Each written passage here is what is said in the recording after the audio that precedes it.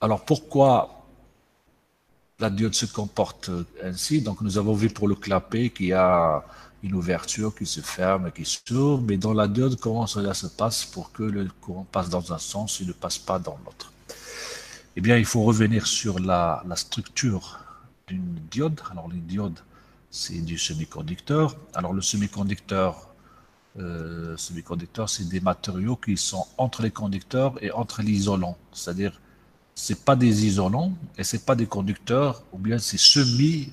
C'est-à-dire, ils conduisent, mais sous des conditions. C'est-à-dire, il y a des moments où ça conduit bien, il y a des moments où ça conduit moins bien, et on peut moduler ou réguler leur conductivité. On peut jouer sur leur conductivité, on peut les rendre passants, bloqués, etc. Donc, on peut modifier ça. Donc, c'est quoi une diode? Alors, une diode, c'est une structure dans laquelle on trouve deux types de semi-conducteurs. D'un côté, on a une région appelée dopée de type N, l'autre dopée de type P. Alors, qu'est-ce que ça veut dire doper un semi-conducteur? Alors, un semi-conducteur, par exemple, si on prend un semi-conducteur de silicium, si je prends un échantillon, c'est un morceau de silicium, on va voir, c'est, euh, c'est des atomes de silicium. C'est un réseau de plusieurs atomes de silicium reliés entre eux. D'accord? C'est un réseau. Donc tout ça, c'est un arrangement périodique d'atomes de silicium qui sont reliés entre eux. Et alors le silicium, c'est un matériau qui appartient à la colonne 4 du tableau chimique, des éléments chimiques, le tableau périodique dans les éléments chimiques, se trouve dans la colonne 4. La colonne 4, comme le carbone, comme plusieurs d'autres, ça veut dire que c'est un atome qui a des électrons, bien sûr, autour de lui, mais à la couche de valence, nous avons 4 électrons. Et donc, pour avoir une couche pleine, il faut avoir 8. Hein. Pour saturer la couche de valence, il faut avoir 8 électrons. Alors ici, on a 4. Donc, ça veut dire que chaque silicium, il, met, il donne un électron pour chaque liaison. Et comme ça, donc un silicium, il peut former 4 liaisons avec d'autres siliciums. Donc chaque silicium, il a 4 premiers voisins. Puis il y a d'autres voisins, mais un peu plus loin. Celui-là, il est plus loin, mais celui-là, il est relié, il est attaché à celui-là par une liaison.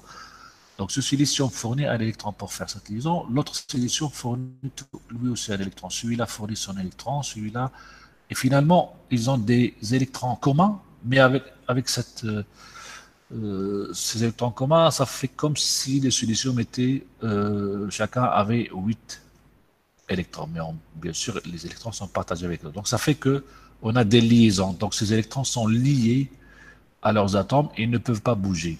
Et pour qu'il y ait courant électrique, il faut que des électrons bougent, se déplacent dans tout. C'est-à-dire un électron peut traverser tout le matériau, peut se déplacer de là à là pour fournir un courant ou de là à là.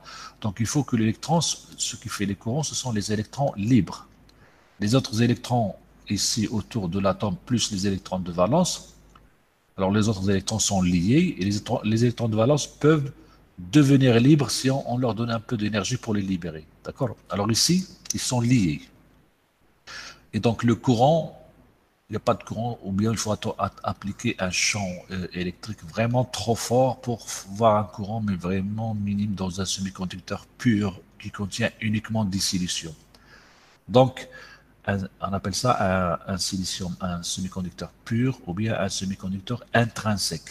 Hein, intrinsèque,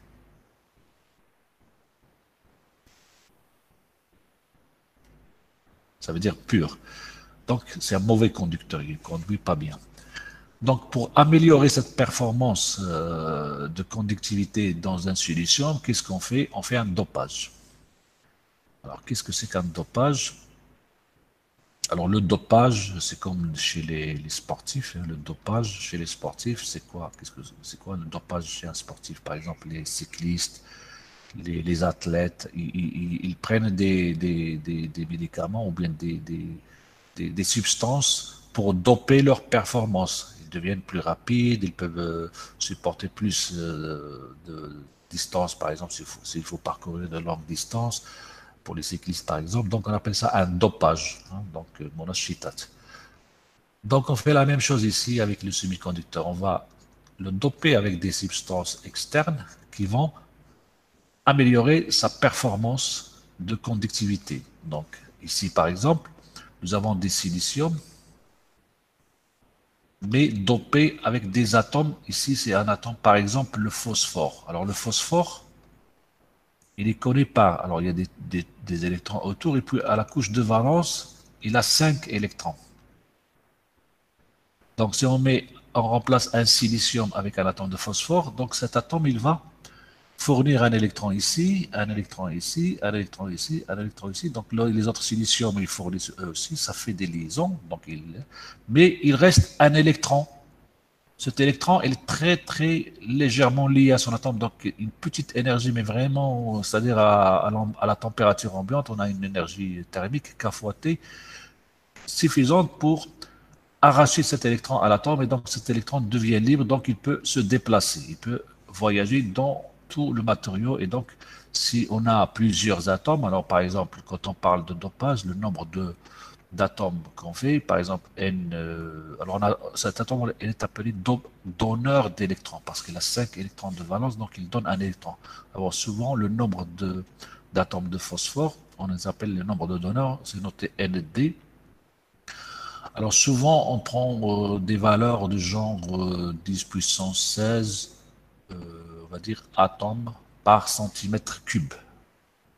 Donc, c'est-à-dire 1 suivi de 16 zéros, le nombre d'atomes par centimètre cube. C'est-à-dire, et comme chaque atome apporte un électron, donc c'est comme si on injecte 10 puissance 16 électrons libres dans 1 centimètre cube de ce semi-conducteur. C'est-à-dire quand on dope, on remplace plusieurs siliciums. Ça peut être 1 sur 1 million de silicium. Chaque 1 million de silicium, il y en a un qui est remplacé par un phosphore. Et ça fait que, alors le nombre d'atomes de silicium qu'on a par centimètre cube, c'est quelque chose comme 10 puissance 22. Je donne l'ordre de grandeur, c'est pas exact bien sûr. Donc l'ordre de grandeur c'est 10 puissance 22. Donc si on injecte, si on fait un dopage de Nd égale 10 puissance 16 cm au cube par centimètre cube, c'est comme si on injecte 10, le nombre d'électrons libres sera donc égal à 10 puissance 16 par centimètre cube. Et bien donc ça nous donne un semi-conducteur riche en électrons libres. Ça, on appelle ça dopage type N.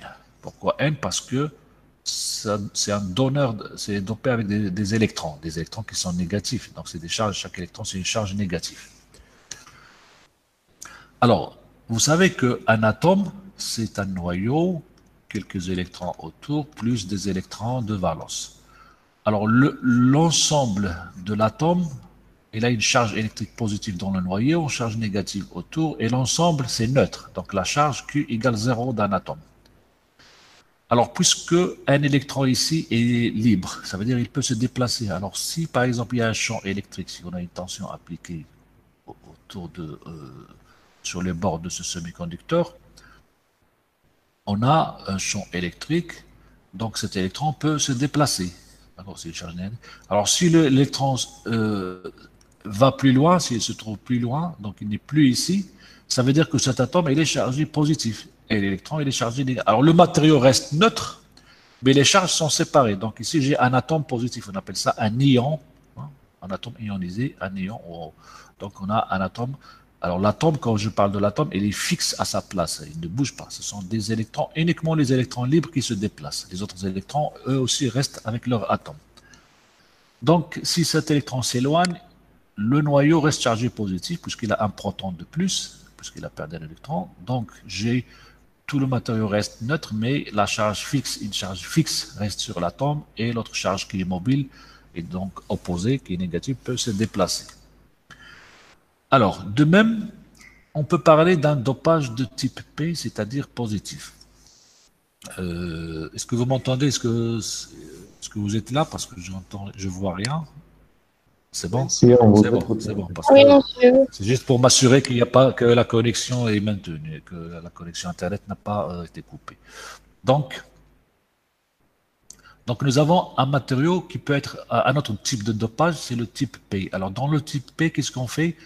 On remplace des atomes de silicium, donc on injecte dans un semi-conducteur des atomes appelé atome accepteur, un nombre A, Na par exemple, d'atomes accepteurs d'électrons. Alors ce sont des, comme par exemple le bore. Le bore, c'est un atome qui a alors un noyau, quelques électrons. Alors sur sa couche de valence, il y a 3 électrons.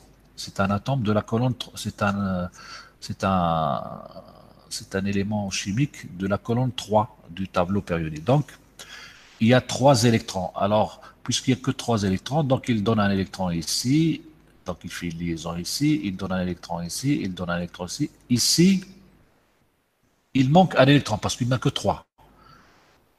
Donc ce silicium ici, il a besoin, donc ici on a une place disponible pour recevoir un électron. Donc un électron peut s'installer ici, mais on ne l'a pas. Donc le bord, il fournit, donc il y a un manque d'électrons ici. Donc ça, cette place, on l'appelle un trou. Donc on les appelle des trous. Alors le trou, pourquoi c'est une place vacante et prête à recevoir des électrons. Donc si j'ajoute Na atomes de bord, c'est comme si j'ajoutais Na, un nombre Na de trou. Alors si je fais un dopage de 10 puissance 16 atomes par centimètre cube, j'aurai le nombre de trous que j'aurai ajouté sera Na égale 10 puissance 16 par centimètre cube. Alors ce trou, alors ici, le matériau il est neutre. Hein, au point de vue charge électrique, c'est 0. L'atome aussi, il est neutre, avec ses 3 électrons de valence, plus les protons, et plus les autres électrons autour. Il est neutre, tout est neutre.